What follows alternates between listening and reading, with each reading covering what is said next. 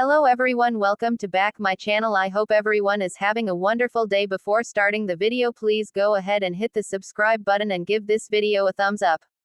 General Hospital spoilers for Friday, May 2nd, 2025, are here. In tomorrow's episode, fans can expect Drew Kane's Cameron Matheson test results to come in. Danny Morgan, Asher Antonizin, and Rocco Falconeri, Finn Carr drink at a party. Plus, Carly Spencer, Laura Wright confronts Nina Reeves, Cynthia Watros. In tomorrow's episode, fans can expect Drew to go to the hospital to get tested for drugs. Drew can't explain his actions and has no memory of the night before. Of course, fans know that Nina and Portia Robinson, Brooke Kerr, had Jacinda Paige Herschel drug Drew so they could get scandalous photos and videos. Then, Jacinda posed with an unconscious Drew just in time for Willow Tate Corinthos, Caitlin McMullen, homecoming. Drew's drug test poses two big problems for Nina and Portia. The first is that Willow likely looks at Drew as a victim. The second is that Drew and, even worse, Willow, could find out that Nina is responsible. In a preview clip, Isaiah Gannon, Sawandi Wilson, tells Drew he has the test results. It also shows Carly showing Nina the video of Drew and asking if she's responsible. It is also stated that Nina debriefs Carly. General Hospital spoilers reveal that Lulu Spencer, Alexa Habbins-Bruning, has a fierce confrontation with Dante Falconeri, Dominic Zamprigna. The two argue about Brooke Lynn Quartermain, Amanda Seddon, once again. Lulu loses her patience and asks why BLQ's needs are more important than her own. Meanwhile, Brooke Lynn continues opening up to Tracy Quartermain, Jane Elliott, about the secret adoption. The matriarch asks if BLQ regrets her decision. Elsewhere, Lois Chirulo, Rena Sofer, warns Maxie Jones, Kirsten Storms. It is also teased that Maxie receives an ultimatum. At a party, Rocco and Danny drink to blend. However, they are probably going to get busted. Dante has already gotten a phone call about the boys leaving behind a mess, so, when they get busted boozing at a party, there are going to be some consequences. Dante is still processing losing Sam McCall, Kelly Monaco. He won't want to risk losing his son either. Jocelyn Jax, Eden McCoy, responds with sarcasm as she plans her betrayal. Emma Scorpio Drake Braden Bruner flirts with Giovanni, Gio, Palmieri, Giovanni Mazza. Plus, Max Scorpio, John J. York learns of a crime. Port Charles doesn't sleep on a Friday, and this week is no exception. Secrets collide, truths are exposed, and lives hang in the balance as Friday's episode promises to shake the foundations of several GH staples. Buckle up for a fiery episode that leaves no heart untouched.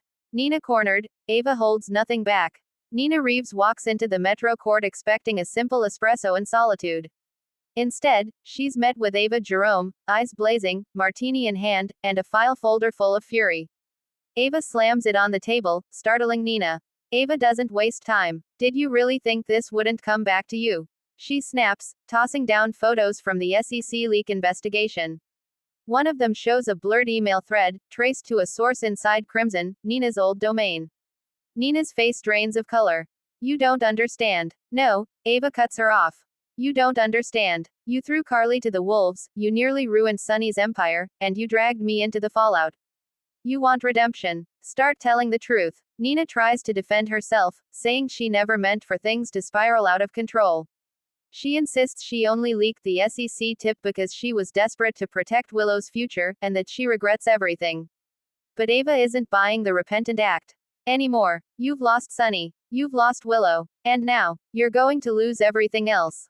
Because I'm done covering for you. Ava leaves Nina trembling, crushed by the realization that her last ally has finally turned. Lulu upset, a memory resurfaces and everything changes. At GH, Lulu Spencer's recovery continues, but it's not just her motor skills that are returning, so are her memories. While Dante is visiting, Lulu's mood shifts. She clutches the blanket, stares at him with wide eyes, and asks a loaded question, "Where's Charlotte?" Dante freezes. She's with Valentine. You remember her? Lulu nods slowly. I remember everything. The wedding, the Cassadine drama, I even remember the night it happened.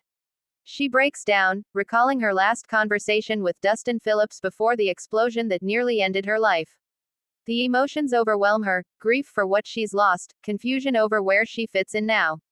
And then comes the devastating blow. She asks Dante about Sam. You moved on, she says quietly. With her, Dante's guilt is immediate and raw. I didn't know if you'd ever wake up. I never stopped loving you. But you did stop waiting, Lulu says, her voice cracking. Lulu's heartache is palpable. She doesn't lash out. Instead, she turns away, tears silently falling, as Dante sits beside her, unsure how to fix a heart broken by time and circumstance.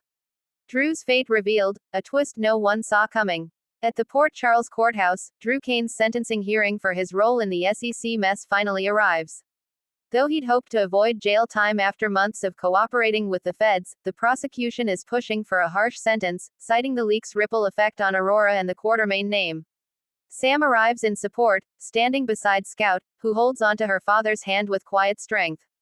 The judge enters. The courtroom goes still. Mr. Kane, in light of your cooperation and community service, the judge begins, this court acknowledges your efforts to make amends.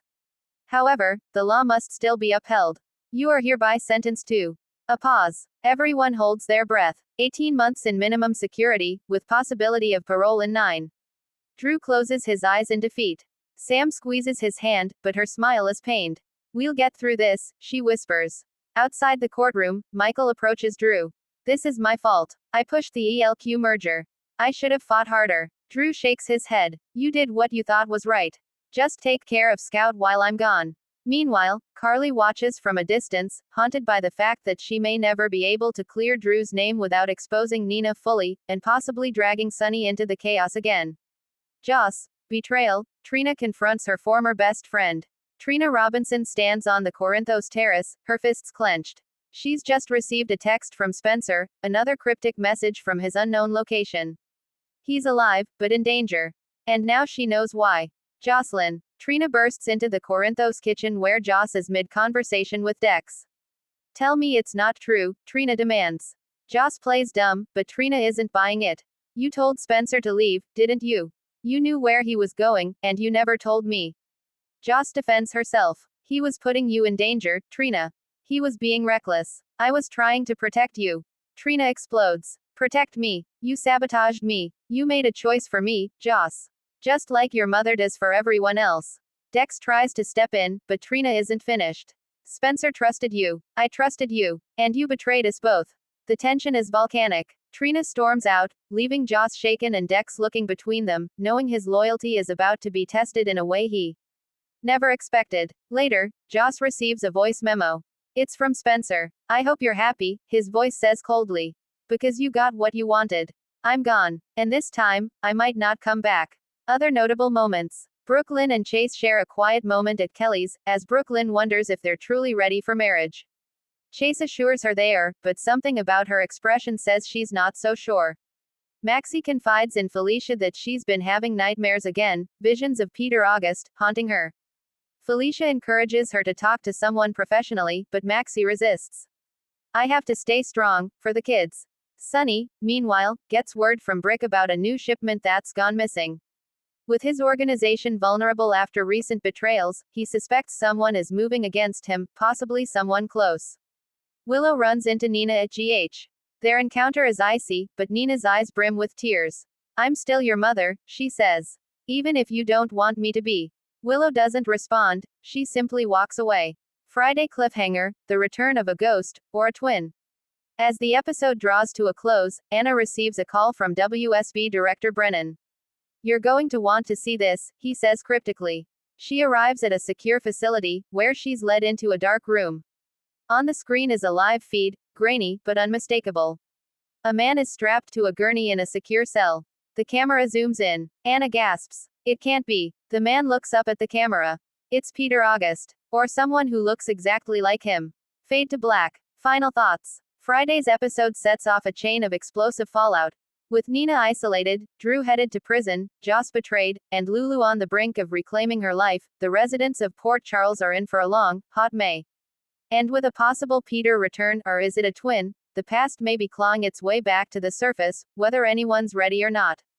Thanks for watching this video and please subscribe our GH News 24 YouTube channel for more update news.